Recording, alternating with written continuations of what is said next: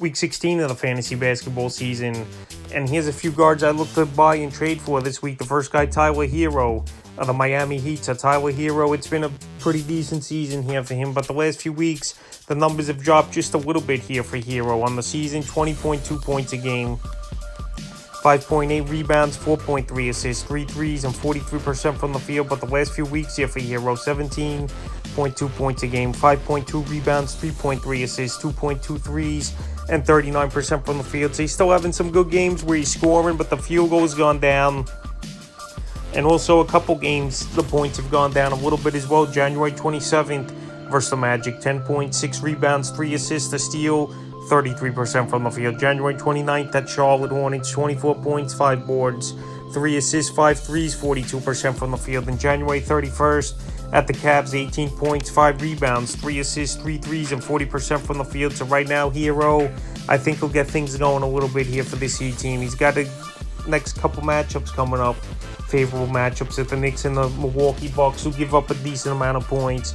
And he's a guy that can hit the 3 ball and get right back on track. So right now, while he's in a funk and his percentages has gone down a little bit, this is a time to go out there and buy him well, because if he gets it going once again, his Hero, you're going to have to pay full price from the next guy, Donovan Mitchell of the Cleveland Cavaliers. So Donovan Mitchell, he was on the list last week, and once again, he's still going to be on it here.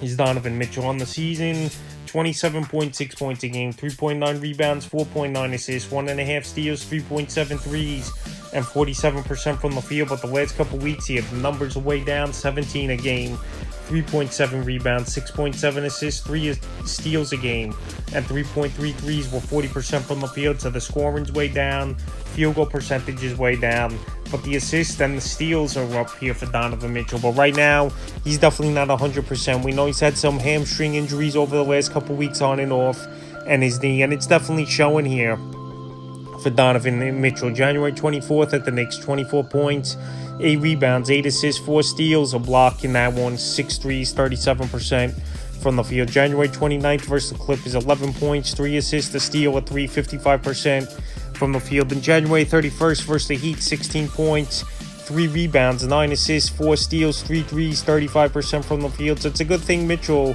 is doing other things, obviously. Besides not scoring, he's at least stealing the basketball, getting assists, and hitting the 3 ball a little bit. But right now, he's definitely gone down over the last few weeks as Mitchell, and he's definitely not 100% healthy. So right now, while the numbers have dropped, this is a time to buy him low, because once he gets back to what he was doing, 27, 30 points a game, he's going to be top price once again. And the third and final guard I look to buy and trade for this week here is Kevin Porter Jr. of the Houston Rockets. So right now, he's been banged up over the last few weeks with a foot injury, and there's still no timetable for his return. But he was putting up solid numbers this season, 19.2 points a game, 5.5 rebounds, 5.6 assists, 1.3 steals, 2.2 threes, and 43% from the field. So right here, he's a guy that can hit the 3 ball in Porter Jr.